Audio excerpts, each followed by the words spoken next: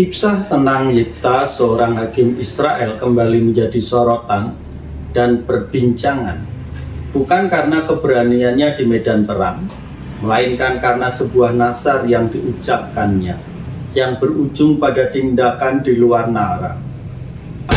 Seorang hakim Israel kembali menjadi sorotan dan perbincangan, bukan karena keberaniannya di medan perang, melainkan karena sebuah nazar yang diucapkannya, yang berujung pada tindakan di luar logis pikiran manusia, mempersembahkan anak perempuan tunggalnya sendiri.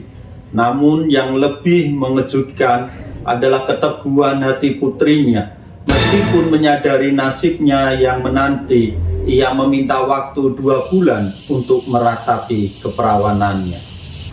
Bersama dengan teman-temannya di pegunungan, sebelum akhirnya memenuhi nazar ayahnya. Tindakan Yifta ini seringkali memicu pertanyaan yang kontroversi.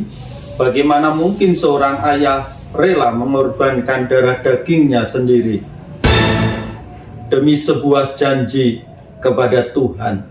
Apakah nazar tersebut dapat dibatalkan atau dimaafkan mengingat konsekuensinya? Baiklah saudara, mari kita bersama-sama untuk menyimak tayangan berikut ini. Tayangan edukasi Kristen bagi kalangan sendiri, beriman dengan logika yang sehat. Yang kali ini kita akan membahas tentang nazar Yifta dalam kitab Hakim-Hakim pasal 11 ayat 30 sampai yang ke-31. 3, 2, 1. Salam saudaraku, puji nama Tuhan. Dalam kesempatan yang indah dan berbahagia ini, kita akan belajar bersama-sama tentang kisah Yifta dalam kitab Hakim-Hakim pasal 11. Adalah salah satu narasi yang membingungkan, khususnya perihal nazar atau janji Yifta kepada Tuhan. Yifta yang mempersembahkan anak perempuannya sebagai tebusan nazar. Sebagai orang Kristen, kita seringkali diperhadapkan pada pertanyaan-pertanyaan sulit mengenai integritas janji, kehendak Tuhan, dan pengorbanan yang ekstrim. Kisah Yifta sebagai seorang hakim Israel yang gagah perkasa, namun membuat sebuah nazar yang tragis, menawarkan kita kesempatan untuk merenungkan berbagai aspek iman dan ketaatan. Adalah seorang prajurit tangguh, tetapi ia juga seorang anak haram yang diusir oleh saudara-saudaranya. Meskipun demikian, ketika bangsa Israel terancam oleh Bani Amon, para tua-tua Gilead datang kepadanya untuk memimpin mereka. Yifta menyanggupi, namun sebelum peperangan ia mengucapkan sebuah nazar kepada Tuhan. Nazar Yifta tertulis dalam kitab Hakim-Hakim pasal 11 ayat 30 sampai 31. Jikalau engkau sungguh-sungguh menyerahkan Bani Amon itu ke dalam tanganku, maka apapun yang keluar dari pintu rumahku untuk menemui aku pada waktu aku kembali dengan selamat dari Bani Amon, itu akan menjadi milik Tuhan, dan aku akan mempersembahkan sebagai korban bakaran. Tuhan memberikan kemenangan kepada Yifta atas Bani Amon. Namun ketika ia kembali ke rumahnya dengan penuh kemenangan, orang pertama yang keluar dari pintu untuk menyambutnya adalah anak perempuannya yang tunggal, sambil menari-nari dengan tamborin. Yifta sangat terkejut dan merobek pakaiannya, menyadari konsekuensi mengerikan dari nazarnya. Anak perempuan Yifta dengan keberanian dan ketaatan yang luar biasa menerima takdirnya, menerima nasib akhir dari kehidupannya. Ia meminta 2 bulan untuk meratapi kegadisannya bersama teman-temannya di gunung.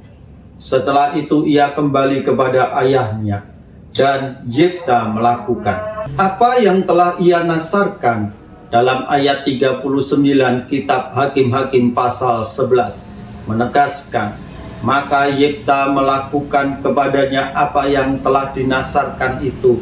Lalu benarkah Yifta mempersembahkan putri tunggalnya sebagai korban persembahan. Untuk itu mari kita perhatikan secara saksama tayangan ini. Nasar Yefta. Nasar atau sumpah adalah janji bersyarat kepada Tuhan yang harus dipenuhi jika dan ketika syarat yang diminta terpenuhi. Menurut gambaran Alkitab, seseorang kemungkinan besar mengucapkan sumpah pada saat sangat tertekan ketika permohonan langsung kepada Tuhan tampaknya menjadi satu-satunya pilihan yang tak terhindarkan. Seseorang sering berjanji untuk mempersembahkan atau mengorbankan seekor hewan, tetapi terkadang seseorang mempersembahkan pelayanan kepada mezbahnya, baik oleh dirinya sendiri maupun oleh anaknya. Seperti dalam kasus Hana, ditulis dalam kitab 1 Samuel pasal 1 ayat 1-11. Ia berjanji kepada Tuhan bahwa jika diberi seorang putra, ia akan mempersembahkan pelayanannya kepada rumahnya di Silo. Prajurit Yefta bersumpah untuk mengorbankan apa yang berasal dari rumahnya. Ternyata itu adalah putrinya. Hakim-Hakim pasal 11 ayat 29 sampai ayat yang ke-40. Kita bisa bandingkan di dalam kitab Bilangan pasal 30 ayat yang ke-10. Sebagai tindakan kesalahan dan keputusasaan individu, seorang dapat mengucapkan sumpah di mana saja. Lalu bagaimana mempersembahkan anak sebagai korban atas sumpah itu? Dalam The Torah A Woman Commentary tentang mempersembahkan anak laki-laki dan anak perempuan mereka dalam api, pengorbanan anak sebagai korban bakaran dikutuk di sini sebagai ritual keagamaan yang menjijikkan di hadapan Tuhan. Bagian-bagian lain mengungkapkan bagaimana peristiwa tersebut sebagai hal yang sudah terjadi di masa Abraham. Hal itu dapat terkonfirmasi dalam kitab Kejadian pasal 22 ayat 1-19. Bagaimana ketika iman Abraham diuji.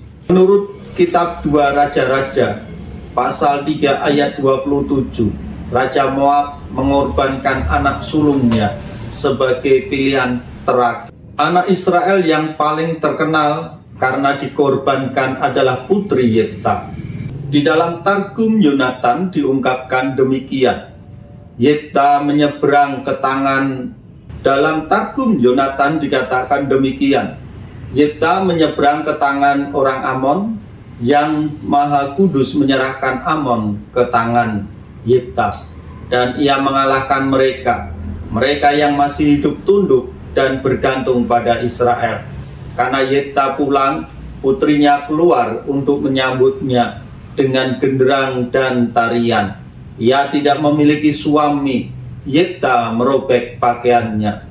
Ketika putrinya datang menemuinya, ia berkata kepadanya, "Anakku sayang, aku telah bersumpah bahwa siapapun yang datang kepadaku dari rumahku akan kupersembahkan sebagai korban."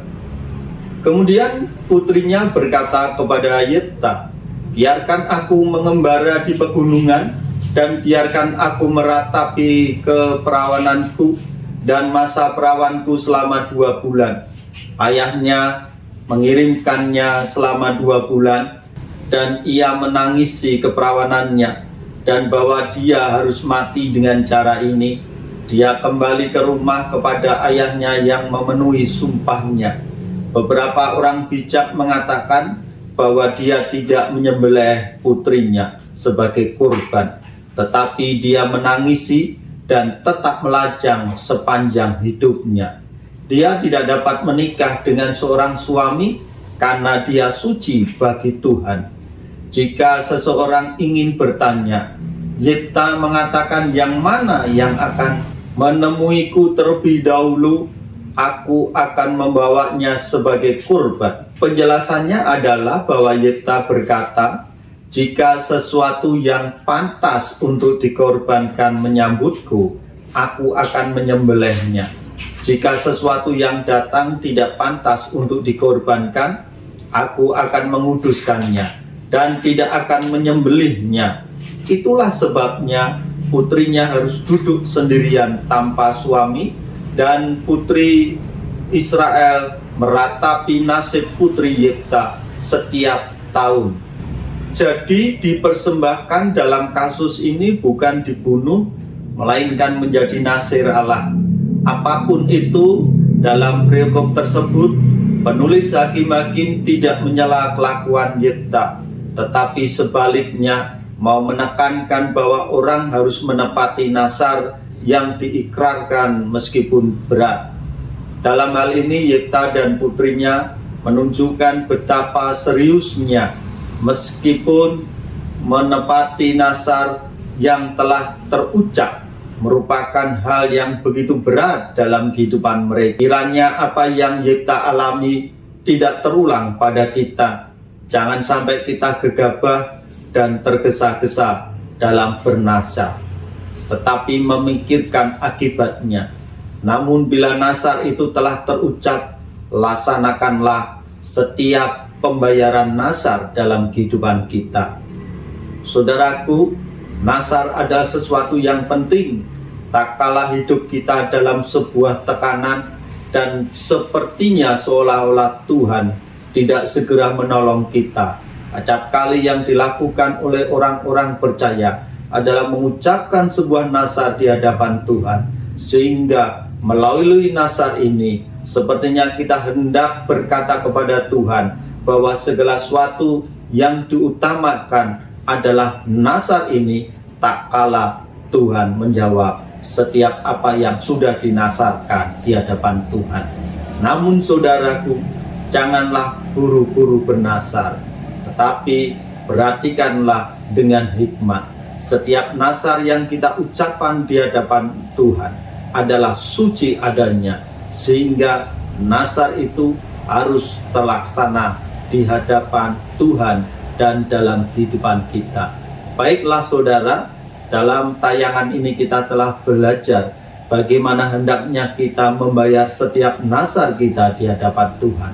Seberat apapun, Tuhan akan mengingatnya sebagai sebuah pembayaran yang kudus dalam kehidupan kita dan sebagai sesuatu alat yang memuliakan nama Tuhan. Jikalau saudara merasa terberkati dalam tayangan ini, saudara bisa bagikan tayangan ini kepada rekan-rekan saudara yang lain sebagaimana saudara terberkati. Puji nama Tuhan, Tuhan Yesus memberkati.